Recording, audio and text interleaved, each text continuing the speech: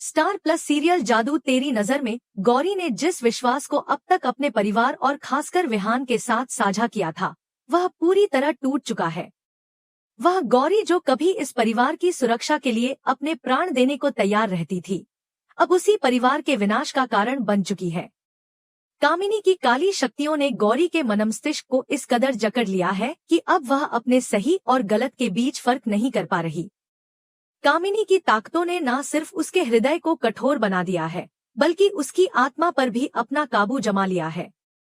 गौरी अब वही करती है जो कामिनी की आत्मा उससे करवाना चाहती है, बिना किसी तर्क और विवेक के, मानो उसकी अपनी सोच ही कहीं खो गई हो। गौरी ने कामिनी की मूर्ति को उस जगह से बचाया जहां उसे हमेशा के लिए कैद किया गया था। वह मूर्ति जो तिल-तिल करके काली ऊर्जा को अपने भीतर समेटे हुए थी, अब गौरी के घर में विराजमान हो चुकी है। और ये सिर्फ कोई साधारण मूर्ति नहीं थी, बल्कि उसमें कामिनी की आत्मा बसी हुई थी, जो एक बार फिर से जगने लगी थी। जब गौरी ने उस मूर्ति को अपने घर में स्थान दिया, तो उसके साथ ही कई अशुभ घटनाओं की शुरुआत भी हो गई। घर के वातावरण में एक अजीब सी नमी, एक भारीपन और निरंतर डर का साया मंडराने लगा था। विहान, जो अब भी गौरी की अच्छाई में विश्वास रखता था, उसने हर संभव कोशिश की उस मूर्ति को खोजने की, जिससे परिवार को बचाया जा सके। प्रथमंशियों के कहे अनुसार वह उस गुफा तक पहुंचा, जहां कामिनी को सदियों पहले बंद किया गया था। उसने उस गुफा का एक एक कोना छान मारा, हर पत्थर को पलटा, हर निशान को समझने की कोशिश की, लेकिन मूर्ति उसे कहीं नहीं मिली। वह इस बात से अनजान था कि वही मूर्ति अब गौरी के घर में एक सम्मानित स्थान पा चुकी थी और वहीं से कामिनी की आत्मा गौरी को नियंत्रित कर रही थी। गौरी का व्यवहार अब पूरी तरह बदल चुका था। उसकी आंखों में वो शांति और अपनापन नहीं था जो पहले हुआ करता था। उसकी मुस्कान अब एक रहस्य समेटे हुए थी और उसके कदम अब किसी अनदेखी शक्ति के इशारे पर चलते प्रतीत होते थे। परिवार के सदस्य धीरे धीरे इस परिवर्तन को महसूस करने लगे थे, लेकिन किसी को भी अंदाजा नहीं था कि इसकी जड़ में क्या छिपा है। वह गौरी जो कभी सबसे पहले पूजा करती थी, अब रात के अंधेरे में किसी अनजान भाषा में मंत्रोच्चारण करते हुए देखी जाती थी। कामिनी की शक्तियां अब सिर्फ गौरी तक सीमित नहीं रहीं, वे पूरे घर को अपने जाल में लेने लगी थी। बिजली का अचानक चले जाना, घर के आईने पर अजीब आकृतियों का दिखना, बच्चों के रोने की आवाजें, बिना किसी के वहां होने के, यह सब अब आम बात हो गई थी।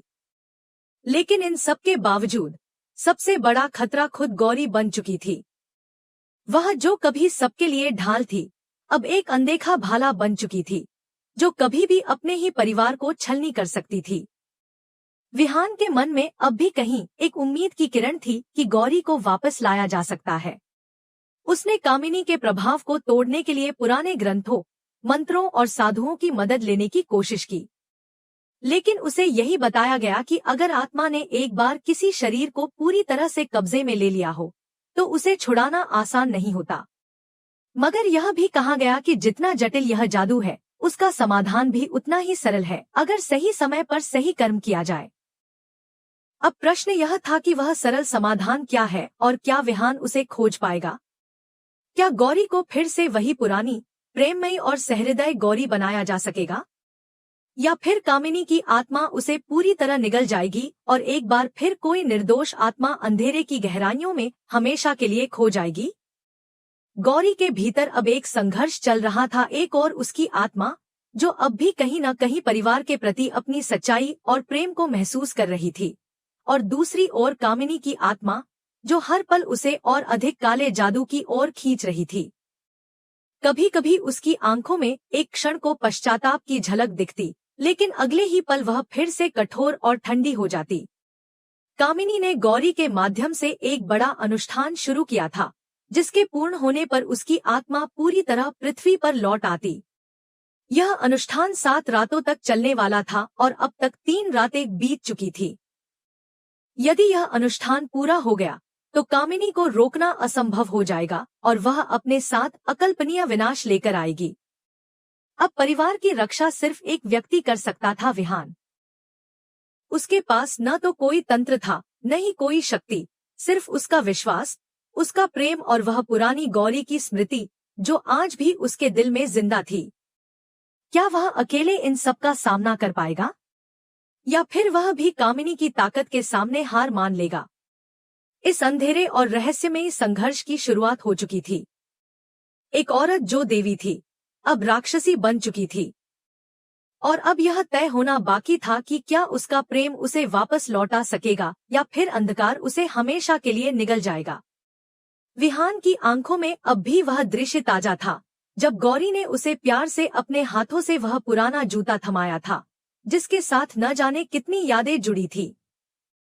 उस एक क्षण में जब उसने जूते को देखा और गौरी की आंखों में झांका, तो एक पल को सब कुछ जैसे थमसा गया था। काले साए, मंत्र, डर, दर्द, सब कुछ पीछे छूट गया था और सिर्फ बची थी उस पुराने समय की मधुर स्मृतियां, जब उनका रिश्ता मासूम और निर्मल था। उसी क्षण गौरी के भीतर कुछ टूटा था, शायद कामिनी की शक्ति की एक परत या शायद उसका अपना संशय। लेकिन अब वह पल बीत चुका था और अब बारी थी विहान की, उस प्यार को लौटाने की जिसने एक बार उसे अंधेरे से निकाला था। अब वह समय था जब विहान को वही करना था जो गौरी ने किया था, प्रेम से, अपनत्व से, धैर्य से उस दिल तक पहुंचना था जो अब पराई शक्तियों के शिकंजे में जकड़ा हुआ था। कामिनी के मंत्रों और उसके प्रभाव को तोड़ने का कोई आसान उपाय नहीं था, लेकिन एक चीज थी जो किसी भी काले जादू, किसी भी छल, किसी भी मायाजाल को परास्त कर सकती थी, वह था सच्चा प्रेम। विहान ने तय किया कि अब वह गौरी को वापस उसी रूप में देखेगा जिस रूप में उसने उसे पहली बार चाहा था, मासूम, कोमल, लेकिन भीतर से मजबूत और उजाले से भरी हुई। हर रात विहान उसके पास बैठता, उसकी आंखों में देखता और उन पुरानी बातों का जिक्र करता जो कभी उनकी दुनिया थी। कभी वह पुराने गीत गुनगुनाता, कभी किसी बच्चे की तरह उसका मन बहलाने की कोशिश करता। वह उसे बताता कि कैसे उनकी पहली मुलाकात हुई थी, कैसे उसने पहली बार गौरी की मुस्कान में सुकून पाया था और कैसे वह हर रात उसकी यादों में खोया रहता था। धीरे धीरे गौरी के भीतर कुछ बदलने लगा। उसकी आंखों में कभी कभी वो झलक दिखने लगी जो उसकी असली आत्मा की थी। कामिनी की शक्ति अब भी उस पर हावी थी, लेकिन विहान के प्रेम की गर्मी ने उस जादू की दीवारों में दरारें डालनी शुरू कर दी थी। विहान का प्रेम अब एक साधना बन चुका था। वह बिना थके, बिना डरे, दिन रात गौरी के आसपास रहा, उसकी हर हरकत में अपने पुराने प्यार की तलाश करता रहा। और एक दिन जब वह गौरी के सामने बैठा हुआ था, उसने अपनी आंखें बंद करके वह गीत गुनगुनाना शुरू किया जो उन्होंने साथ में लिखा था। तभी गौरी की आंखों से अचानक आंसू बहने लगे। यह पहली बार था जब कामिनी की आत्मा उसके शरीर से नहीं, बल्कि उसकी आत्मा से हार रही थी। प्रेम, जिसने कभी दो अजनबियों को जोड़ दिया था, अब उसी प्रेम ने एक खोई हुई आत्मा को फिर से उसका रास्ता दिखा दिया। गौरी अचानक कांपने लगी और कुछ क्षणों बाद जोर से चीखी। कमरे की सारी लाइटें एकाएक बुझ गईं। वातावरण में अजीब सी बिजली फैल गई, मानो कोई शक्ति बाहर निकल रही हो। और फिर एक भयंकर चीख के साथ कामिनी की आत्मा ने गौरी का शरीर छोड़ दिया। वह मूर्ति जो घर में रखी थी, खुद ब खुद चटकने लगी और अंततः धूल में बदल गई। कमरा एकदम शांत हो गया। और फिर गौरी की आंखें खुली। इस बार वह वही गौरी थी जिसे विहान जानता था, जिसे वह प्यार करता था। उस दिन के बाद से सब कुछ बदल गया। गौरी अब सिर्फ एक साधारण लड़की नहीं रही थी। उसे अपने अंदर की शक्ति का एहसास हुआ। वह जान चुकी थी कि उसके भीतर कोई असाधारण ऊर्जा है जो सिर्फ रक्षक बन सकती है, भक्षक नहीं। उसे अब यह भी समझ आ गया था कि उसका जन्म किसी खास उद्देश्य के लिए हुआ है। वह सिर्फ एक प्रेमिका, एक बहू या एक बेटी नहीं थी, वह एक रक्षक थी जो अंधकार से लड़ सकती थी। गौरी का प्रेम अब और गहरा हो चुका था। उसे विहान से सिर्फ लगाव नहीं था, वह उसे अपने जीवन का केंद्र मानने लगी थी। विहान के बिना अब कोई भी कल्पना अधूरी लगने लगी थी। लेकिन जैसे ही प्रेम की यह नई ऊंचाई दोनों ने महसूस की, एक नई उलझन ने जन्म ले लिया। यह उलझन किसी बाहरी शक्ति की नहीं, बल्कि उनके भविष्य की थी। गौरी जान चुकी थी कि उसके जीवन में आने वाली राह अब सामान्य नहीं होगी।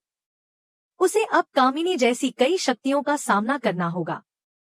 वह यह भी जानती थी कि जिस शक्ति को वह अब समझने लगी है, वह उसे सामान्य जीवन नहीं जीने देगी।